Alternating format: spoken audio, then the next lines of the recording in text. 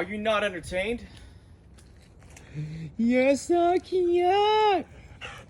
Sure. You doing, huh?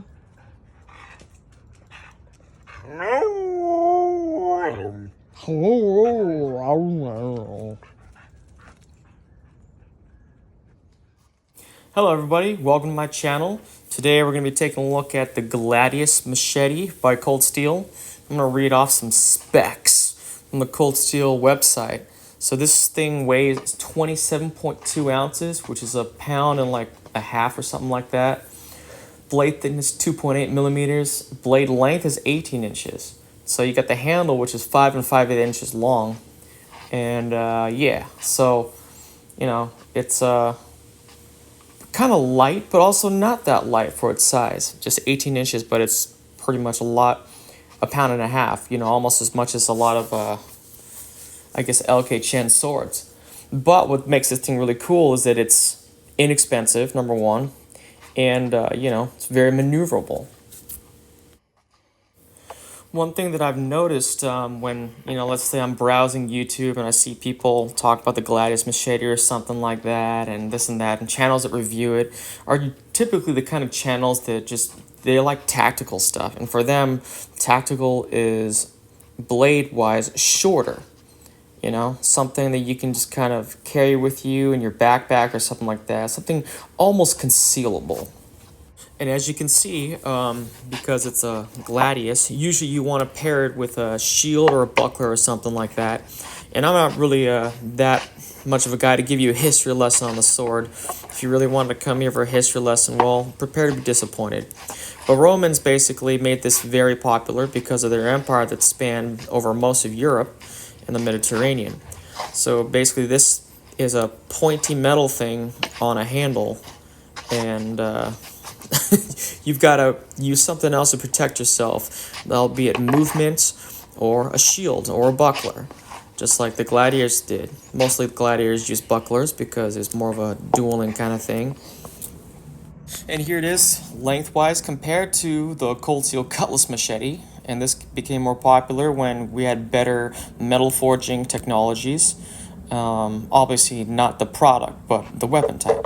So, you know, on my channel, I like to show people how a weapon moves or a tool moves when you're holding it, as opposed to a lot of channels, they just like to kind of hold that thing there and just like hold it and talk about it.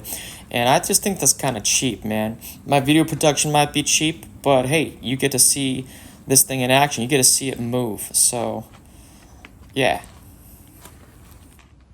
You know, too many times, like, I've just kind of watched videos and stuff, and just people talk about, like, the sword, and just, like, you know, oh, like, how it feels and stuff, and they never really, play with it, you know?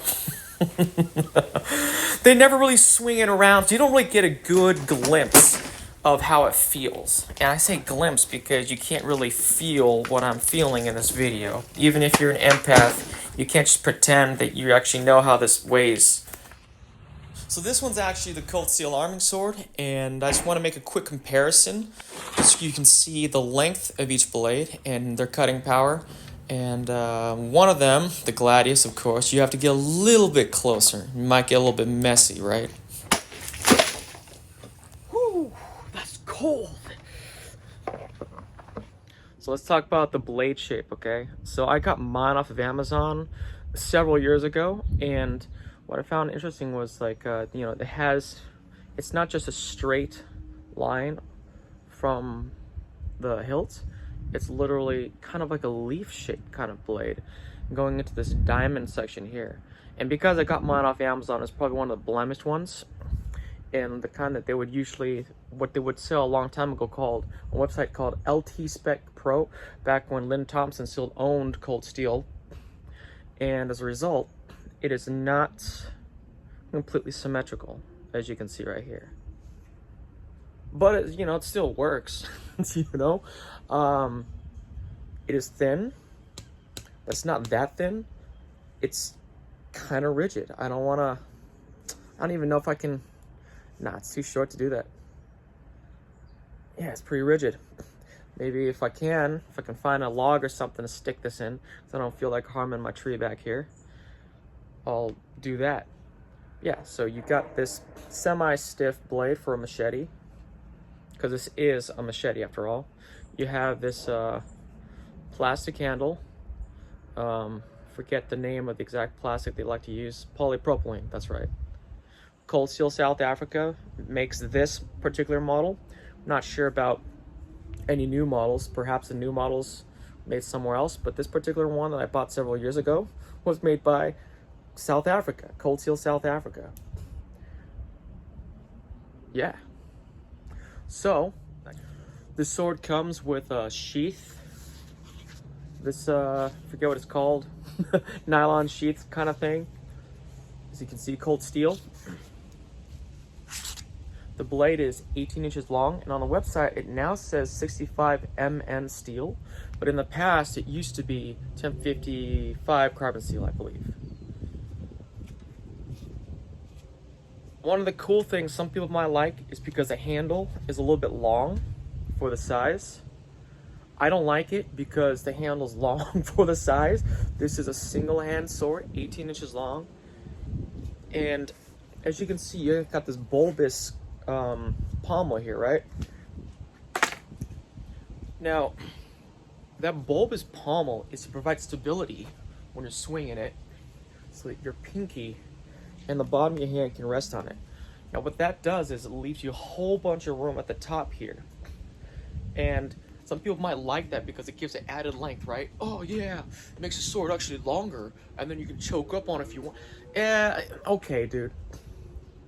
And if you choke up on it here to allow your fingers to have more stability in directing the blade, guess what? You got this whole big ass thing back here. And, you know, you compromise balance for length, right?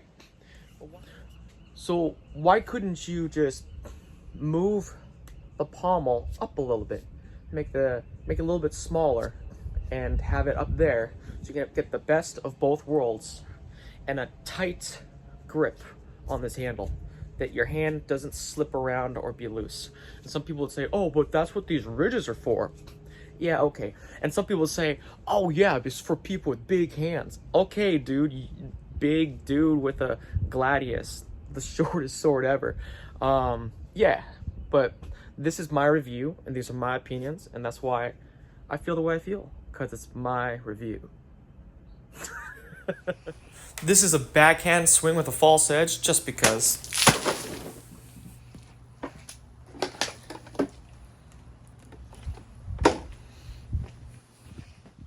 So in my reviews, you're always going to get Star Wars kid doing Star Wars stuff, because that's what I am. But yeah, this is it's a very, very quick blade. Very, very quick short sword.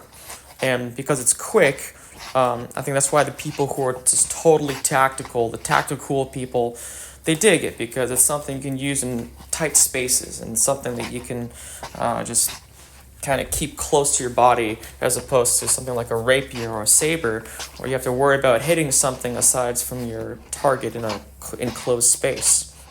When it comes to something that's a very short tool, you have to be very quick with it. And as comic as this video clip is, that's kind of how fast you've got to be. Let's say if you're really going to use this in a survival setting where you have to fight people, you better be quick. Now this tool is meant to be used with something else. Like, let's say you've got a spear or something, and somebody breaches the distance and shank them, right? Or you just have a shield. Worked for the Romans for quite a few years. Or, let's say in the case of just, if it's really, really close quarters, you use your own body, your other arm as a shield, and you grapple. Or just use a shield.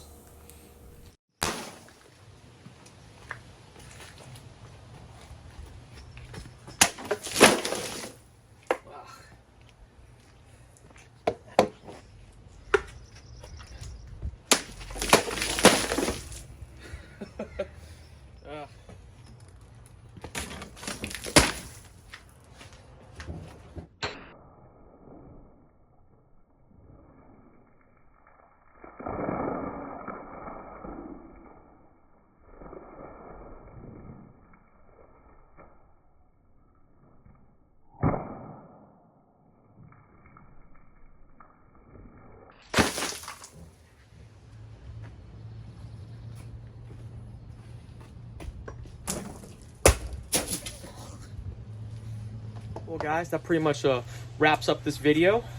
This was a cold steel Gladius machete. Totally tactical, totally reverent, totally swift. About 40 bucks on the cold steel website, and 35, maybe like 20, I don't know, it varies on Amazon. Midway probably cheap as well. That seems like the place to go, Midway USA. And yeah, hope you guys like this review, and if I get the chance to test this against something like a log, a stump or something like that, to kind of just do some hard testing, because I don't feel like buying tatami mats, I'll make a new video. But in the meantime, if you like this video, like and subscribe. Hit the notification bell if you really want to. You don't have to, I never do it. It really helps the algorithm. What I really mean to say is more's coming your way, and stay tuned, and hope to see you again. Have a good day.